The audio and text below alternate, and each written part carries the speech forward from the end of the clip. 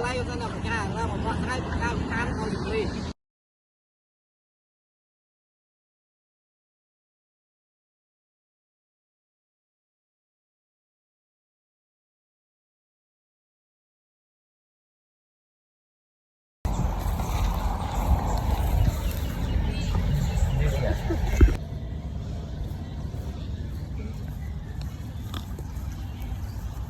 các cô mình đang học đang được theo vậy đó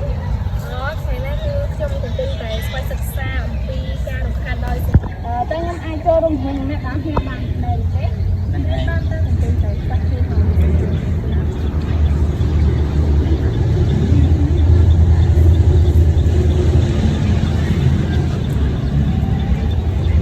រគុណសម្លេងនេះថាម៉េ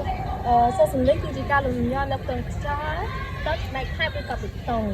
សូរឬស័ព្ទយ៉ាងណាក៏មានសំនៀងខុសៗគ្នាសំនៀងខ្លះវាអាចបណ្ដាលឲ្យលឺអ្នកលឺរាល់ថ្ងៃឬក៏ញឹកញាប់នឹងទទួលរងគ្រោះពីគ្នា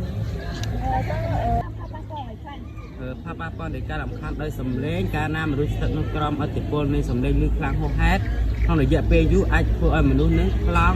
ឬក៏បន្សល់ទុកនូវសំឡេងល្ងំនៅក្នុងត្រចៀកហើយធ្វើសម្ពាធឈាមឡើងខ្ពស់សាច់ដុំយ៉ាងសន្ធឹងហើយចង្វាក់បេះដូងមនុស្សអាចលោតញាប់ឡើងខ្លាំងឡើងស្ថានភាពបែបនេះអាចឲ្យមនុស្សឈានដល់ការឈឺក្បាលដេកមិនលក់អារម្មណ៍មិនអស់អាប់អួលក្នុងសង្គមហើយមានតម្លៃប្រអប់ប្រទេសនឹងត្រូវការបាត់បង់ครับការរំខានដោយសម្លេងនឹងមានប្រភេទនេះគឺអ្វីខ្លះទៅប្រភពនៃការរំខានដោយសម្លេងប្រភពនៃការរំខានដោយសម្លេងមានច្រើនណាស់ដូចជាសូរសម្លេងតែកើតឡើងពីគ្រឿងម៉ាស៊ីនគ្រឿងចក្រគ្រឿងយន្តរោងចក្រមានច្រើនបានប្រកអូអើយចេញដល់ទុកទៅសិន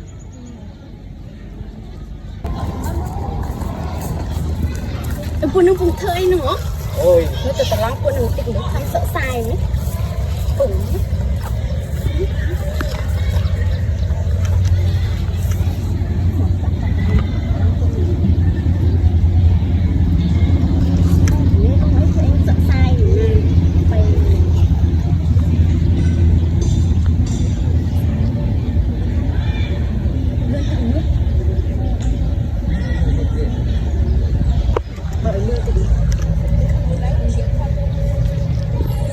បងនេះមិនចេះជំរាបមួយខ្ញុំហីអេប្រុសណាមកស្អីទៅនេះមើលនេះចូលបាត់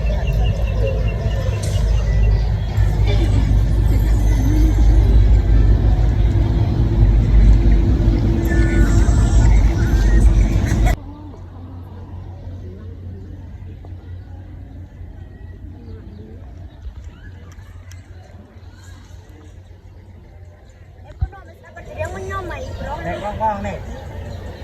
អូតែខំរៀនពេកទេធ្វើឲ្យពួកខ្ញុំមកអូយពីឯងខ្លាំង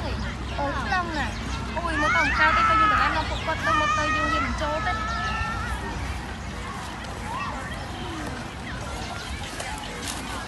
មានការអីមែនបងបានជុំជួយបន្ថយសំឡេងទៅបានដល់ពេលខ្ញុំរៀនអត់ចូលទេអញ្ចឹងក៏បានទេបង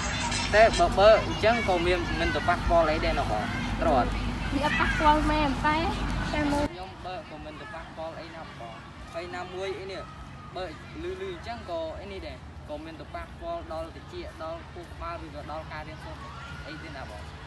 ដូចបងនិយាយចឹងការរំខានដល់សំឡេងនេះគឺវាមានផលប៉ះពាល់យ៉ាងខ្លាំងក៏ដូចជាអ្នកជិតខាងយើងដែលកំពុងសិក្សាដូចខ្ញុំនេះវាអាចរំខានដល់ការពួកខ្ញុំនឹងមើលមេរៀនអត់ចាំឬក៏ធ្វើអ្វីមួយអត់កើតហើយសម្រាប់ពួកបងវិញបើមិនតែនៅតែបន្តបត់សំឡេងលឺឬក៏ស្ដាប់អត់អីលឺចឹងវាអាចធ្វើប៉ះពាល់ដល់វិជ្ជាយើងស្ដាប់យ៉ាងកើតណា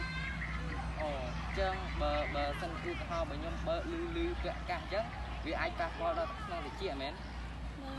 អាចឲ្យយើងខ្លាំងបានវាទៅ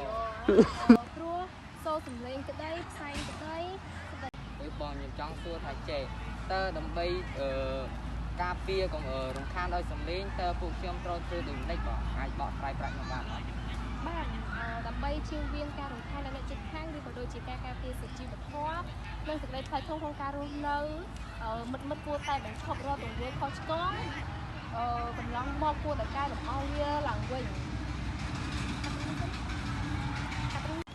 ព្រោះសូរសំឡេងក្តីផ្សែងក្តី អត់នេះខ្ញុំគាត់តែប្រូទូរស័ព្ទជូនតំណខ្ញុំយកបាសមកចាក់តំណពួកឯងអីវាមានផលប៉ះពាល់ខ្លាំងទៅនឹងទៀតមែនត្រូវហើយវាមានផលប៉ះពាល់ដូចជាធ្វើឲ្យមនុស្សយើងដំបៅត្រជាក់ឈឺក្បាលអារម្មណ៍មិនល្អលេងងក់ហើយក៏ធ្វើឲ្យប៉ះពាល់ដល់សង្គមយើងផងដែរហើយនៅមានផលប៉ះពាល់ជាច្រើនផ្សេងៗទៀតអូយយើងគាត់មើលបាយទៅអូចុះខ្ញុំអរគុណហើយបានណែនាំពួកខ្ញុំទៅខ្ញុំអរគុណវិញចាំអីបាយបាយ